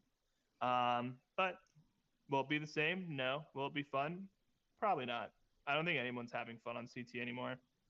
The only people that are already have shitloads of money, and are what I like to call part of captured protocols and networks that might have like an IC influence on them, anyways. So, they can have their fun. But for everyone else that's trying to build real frontier technology that's abiding by that Satoshi ethos that we grew up on, that brought us here to begin with, we're in a completely different place now. And so, for me, from a strategic perspective, I spend a lot of my time wondering, is it even worth spending all this time and effort on CT when we can be probably getting a brand new audience completely decoupled from, the current CT ethos, brand new, net new people, bring them on in and educate them, take them from 0 to 1 in a more effective manner on other platforms because of what has actually happened nowadays. And I think the answer there is yes. By the way, I think the Yeah. answer is absolutely. TikTok, Instagram. I think these platforms, especially Instagram, total shocker left field, by the way, but especially when I landed in Austin in 2023, shocked to see all the normies around here, all the normie crypto people around here being like, hey, you got Instagram? You got Instagram? Total shocker, man. So yeah, it is what it is. The fun will never be there. I don't think we'll ever return. So you know, at this point, I try to find it. I try to find those, and I have a vibe for it, and I can vibe it out. But it's just not the same. Yeah. You kind of keyed in on like why I'm like secretly grinning and like licking my chops over here. It's because in order to like actually do this effectively, you need a product, a real product. Well, I mean, you want to know something contentious? I fully agree with what Thread Guy said the other day. What was Um, that? Let's And pull so it up. Thread Guide had a little rant that he went on about how marketing in CT is the dumbest and the least important aspect of any product out there. Period. Point blank, period. Marketing doesn't matter. If you have product market fit, no one will ever give a shit about who you are because you have product market fit and you don't need to do any marketing at all. Look at Lido. Lido, for instance, had zero marketing. When I joined Lido in January 2022, They were already dominating the market, already industry leader, had zero marketing out there, and but because people knew they were doing staking on the Beacon chain before proof of stake had even been introduced into Ethereum, and because people already knew through CT's beautiful, homogenous, collective, algorithm at the time, people knew to stake billions of dollars with them. And guess what? They didn't need to do any fucking marketing. Why? They had a great product, and people knew about that simply because they had a great product. Totally agree with him. If you have a great product, you don't need to tell anybody because people will find you. And it's really just that simple. Marketing actually is the least important part. But you know why it's pushed so heavily? And Matt, you're going to love this because no one has a fucking good product in crypto, Yep. period. Everyone's just doing hot air and Yep. lying and scamming, setting up pump and dumps. And what's the CA, bro? What's the ticker, bro? Again, because everyone's in the casino now and no one's on the frontier anymore. And so I actually fully agree. It's a very contentious point. At first, I had an allergic reaction. I'm like, that's retarded. Like, that's the dumbest thing this kid's ever said. And then I was like, wait a second. He's actually 1,000% correct. And Yep. in fact, you don't need marketing at all if you have a good product that can achieve product market fit. You have to be in the right channels, the right place, the right time, with the right people, and you can get all the traction that you want, just You like got to that. solve the problem, right? It's a solve. You don't create a solution for a problem that doesn't exist. Right. Create a solution for a problem everybody has, and then Right. boom, you get product market fit. Yeah. So just talking about like marketing for a second, because like totally agree, right? And this is again why I'm licking my chops is because why you and I both are here. Like Quai Network is an actual real product. It's a real solution. It's a real protocol that can actually onboard, real numbers. So, when we talk about like solving problems, right? Sometimes marketing is letting people know about the problem that they didn't even realize they had, right? So that is, often a challenge. But if again you show up in the right place at the right time with the right message, then you get that, conversion, and then you're off to the races. The flip side is like, when you have a product that everybody's already aware of, right? You solve a problem that everybody's already aware of. Like, what is marketing then? Marketing then is just, like positioning yourself like in the market, right? The difference, like, why do people buy Adidas shoes instead of Nike shoes, right? Why do people buy Jordans, right, instead of Under Armour? Right? It's all about like product placement, right? Like when you think about um, Adidas, right? And you say, okay, like I'm more of like an Adidas shoe consumer. I'm just like assuming at this point, based on what I know, like historically, you were probably more of a hip hop fan than you were a sports fan, right? Because that's how Adidas, positioned itself in the market. It told stories and inspired and educated people who had those values, right? They put their shoes on the feet of like hip hop artists, right? They got into, that distribution channel. And so like a hip hop connoisseur was much more likely to purchase an Adidas shoe over a Nike shoe, right? Because that was their culture, that was their community. They saw Adidas as a solution that spoke to them more and the problems that they had more than, a Nike running shoe, for example, right? Same kind of deal with like Jordans versus Under Armour, right? Under Armour probably still struggling to get in there. But Under Armour can position itself more as like an underdog, whereas like Nike and Jordan, if you will, is kind of like the champion, right? So, step one, like solve a problem that everybody knows they have better than anybody else, right? Or, let everybody know about the problem they didn't realize they had. Um, and so like there's a lot of like overlap here between like product engineering, marketing, and sales. Um, but it's all kind of like one stream, right? And so, with like crypto Twitter kind of losing, or just crypto writ large, like losing its ability to play the same marketing game to the same people, um, now, is an opportunity for a product with a real solution to actually find its place, right?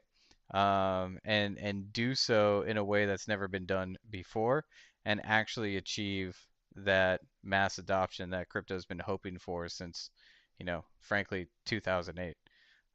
It's not going to happen with stablecoins. Like, let's be frank, folks.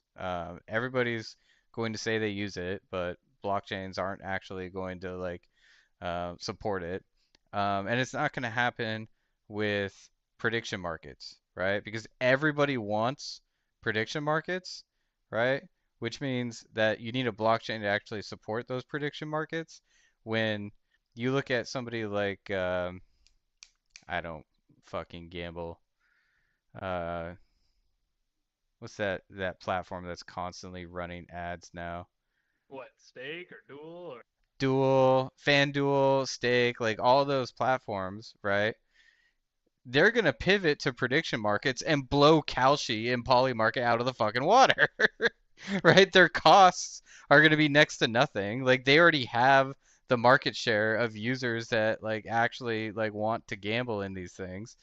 So they need to move fast. Otherwise, Kalshi and Polymarket will just like hop off the blockchain, and because the investor is going to be like, why can't you support more users? Like, like this isn't a blockchain company. Like, sorry, it's not. It's a prediction market company. It's a gambling platform. Get the fuck off of blockchains if they can't actually like make you money, right? Um, so crypto's crypto Twitter's cooked, and frankly, crypto's cooked if they can't actually like provide these solutions. But that's why I'm secretly grinning because like the real message and the real solution will break through all that noise. And yeah, I mean like let's be honest, like the only real projects that are achieving mass adoption right now are centralized exchanges, right? Kraken, Coinbase, they're the only ones like actually marketing to the mass market. And how are they doing it? They're educating, they're inspiring, they're telling real stories. Could be about fake people, but it's a real story that like real human beings can actually identify with. And yeah, so I'm actually super bullish, even though crypto Twitter's cooked. We got a lot of tricks up our sleeve over here at Quai Network, and it's gonna be good times. It's gonna be good times. Yeah. All right. Veronica says well, people want like personalities. 100%. Yeah, personalities. But like, okay, I was asked. Fuck, man, what was that coin? Was it streamer coin? What was that coin? They tried to break out of crypto Twitter. Wonder how that went for him. listen, I share your optimism, but it was streamer coin, and then there was capital creator markets, which is already a narrative that no one gives a shit about anymore. Oh God, CCM. That's right. I guess my thing is I actually don't share the same optimism there. Because if you pay attention to the mainstream dialogue when it comes to crypto, obviously it's at its dumbest it's ever been. So you have a bunch of Wall Street white collar old boomers that like, yeah, Bitcoin's going to change everything. You mention anything technical at all, and it breaks the brain. You mention anything that's like a legitimate concern, and as we saw it in person, their eyes glaze over. The whole La La Land, you know, manifests, and they say, "Don't worry, it'll be fixed in the future," right? Like that's the answer to all their problems. So nothing real. And again, the dialogue is so dumb nowadays. Nothing else can be introduced properly. So right now there exists Bitcoin, there exists Ethereum, and Solana. So again, normie, regular, new entrants into the market. This is all they're going to know. And then anything outside of that, very almost impossible to gain traction. That is why this has been one of the worst years, worst bull markets ever for altcoins. Okay, because again, the dialogue's too dumb, the entrants are too stupid, and they don't see anything beyond what's already been approved by everybody else before them. And that's safe. They're not going to look anywhere else. There is no frontier as far as they're concerned. It's Bitcoin, Ethereum, it's Solana. That's it. Despite the fact that Solana has led to everybody losing their money, Pump.fun, I think it's like 96% of people have lost money on Pump.fun. Yeah. Ridiculous. How Ethereum has had the most hacks ever, period, in technology, period. The most amount of money lost to hacks ever, period, by, it's sometimes state actors, okay? But Well, that also sometimes regular fucking you, 12-year-olds out there that just know a little bit, just a little bit more you're because they're growing up with the technology. you're making my point though, man. Like literally the only thing that We exists right disagree now. with them. Sorry. No, no, no. What it is an opportunity, right? You see what I'm saying here? Like the fact that people don't want this shit is an opportunity. What it does is it clears the fucking board. Does that make sense? It doesn't because again, I get what you're saying, but I disagree because again, there is no board for them. You take clears the board, but the board itself, it quite literally just says Bitcoin, Ethereum, Solana. The board's already cleared. And there'll never be anything else on the board besides that because they don't want to explore it. They are risk adverse. They're like, oh my god, where am I? What am I doing?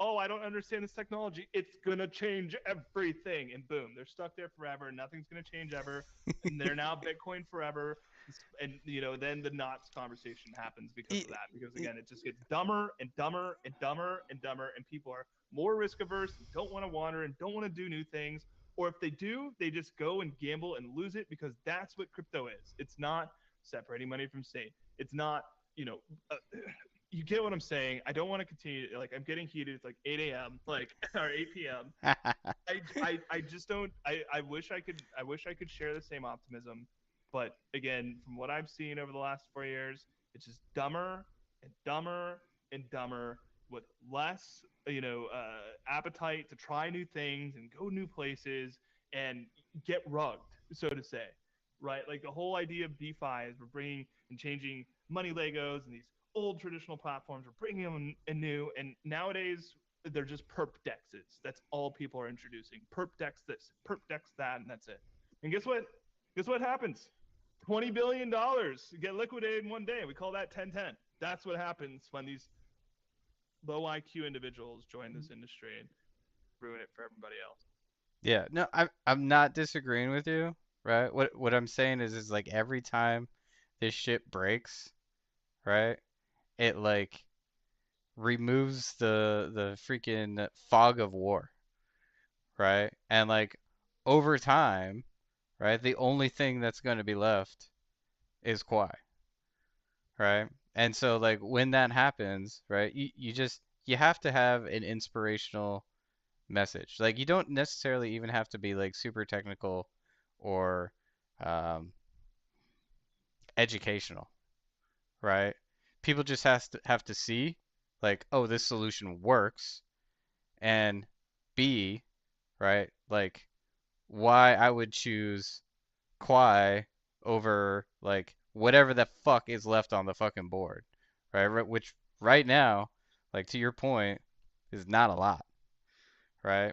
So as soon as people get bored with those other tokens or those other chains, or they realize that like that didn't solve the fucking problem and they still want to solve this problem, right? And on top of Project Soap, like doing a lot of work for us, right? Like this is why I'm bullish, right? Because like I don't see uh like vaporware lasting much longer, right? And I think we're both in agreement, like it's all fucking vaporware. So, Well, most is. Yeah, well, I'm just gonna calm myself down. and cool out. And We're passionate about this shit, folks. just say that you say that there needs to be a problem to solve, and the thing is 10 years ago that problem was government overreach. Today it's my wallet's not fat enough, and the people that are coming into this industry, again, their problem isn't, hey, how do we separate money from state, and their problem isn't, how do we create these decentralized parallel economies that exist outside of government control. Their problem is, hey, I'm going to actually put my entire home, my mortgage, on blockchain and then lose it all because I'm trying to quintuple that. That's my problem. And that's what new people's problems are. They don't care about our problems. Again, you go to new people, you tell them the problem with Bitcoin and security budget, fucking glazed right over, dude. You just see the eyes glazed right over. So you Yep. want an inspiring message? You want something that's new? We're creating something that creates tangible value on a blockchain, separate of US denominated assets or any government asset. It quite literally derives its value from energy. Yeah. Well, That's I new. would go That's frontier. I would That solves go a major problem.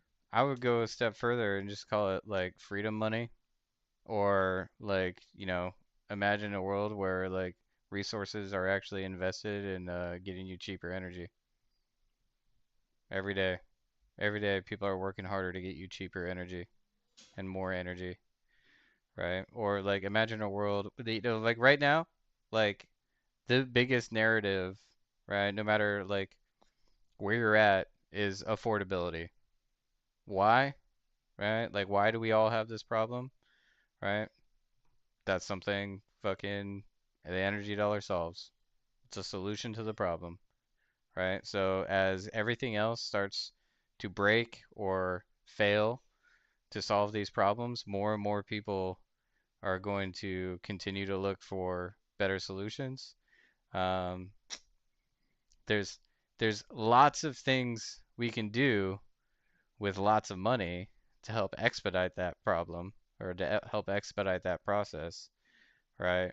Um, but that requires, making decisions that weren't sustainable for the network long term. So that's why Project SOAP exists. Um, we have, in my opinion, probably the most legitimate strategy for go to market in crypto that's ever existed. And yeah, I think you're positive too, man. Maybe we're all just like way too passionate about this, and like, Yeah, I'm goddamn right, positive. we should No, you're be. right, dude. You're totally right. And I know we need to close it out. You're right. I'm totally positive. I'm positive these people are fucking retards. Anyways, I'm sorry. I'm NSFW. Fair, fair. No, it's been a good one, I'm man. positive that Quai is gonna reign supreme. I'm positive that Quai will triumph, and also positive that energy-based money is not only something that is will be clamored for and sought after, but will dominate the narrative. Not only the couple of years, but I'm talking decades. Decades. Yep. Watch what's happening with the dollar and how it's not going to be just hot air. It's, things are happening. So once everything gets reevaluated, once we have that big moment, I really think that Kawhi is going to be standing at the top of shoulders of everybody else. 100%. So there's your positivity. Everyone's retarded also. Yep, 80/20 rule, man. 80%. Yeah. But you're not. If you're listening to this, you're awesome. Yeah, no, you're definitely looking in the right places. There's lots of cool stuff coming down the pipe for Quai Network, and I really feel like the timing is perfect. The board is being reset, and it's 2026 is going to be great. It's going to be huge. Um, Housekeeping, guys. Project Soap going to mainnet real soon. Keep your eyes peeled for that. The team is actively working on it as we speak. If you don't know what it is, definitely give the Quai Network account a follow. It's super easy. It's just Quai Network, QUAI. Huge updates, huge unlocks. and the board is being reset, getting ready for the most innovative blockchain the world has ever seen. We also got some pretty big names diving deep into our tech. So keep your eyes peeled for a lot more folks to become well aware of what's cooking over here, and they'll be diving deep as well. So we're working on something really cool outside of everything else that we're doing. So keep your eyes peeled for more. Um, Quite Friday tomorrow, guys. That's going to be a good conversation. If you're here for Project Soap, that'll be a great update. That'll be a good call. We got a bunch of partners lined up for that one as well. But we'll be back on these streams maybe Tuesday. Maybe Tuesday. We're planning a pretty cool announcement that I think everybody's super excited for. So if not Tuesday, maybe Wednesday. We'll be showing off something pretty cool. So keep your eyes peeled for that. And then if you don't join us on Friday, you can always catch us in Discord um, on Mondays and X again on Tuesdays for all you Quai Nation members, and Tech AMAs with Dr. K, the man himself, on Wednesdays. We're here, guys. We're not going anywhere. And then the the flood is about to wash everybody away. Time to grow up, crypto. Time to grow up. We're ready for it. We've been in the gym for 7+ years training for this moment. So clearly, both Christopher and I are super passionate and excited for everything that's coming. I hope you guys enjoyed the stream tonight. Any final words, Christopher? Um,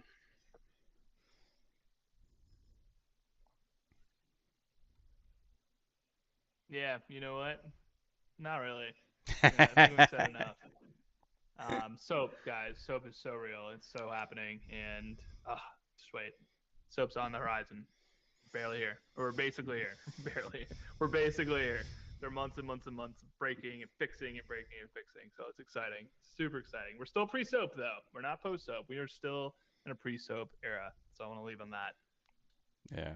And if you want to see what Satoshi's dream could have been, we got this running for you guys.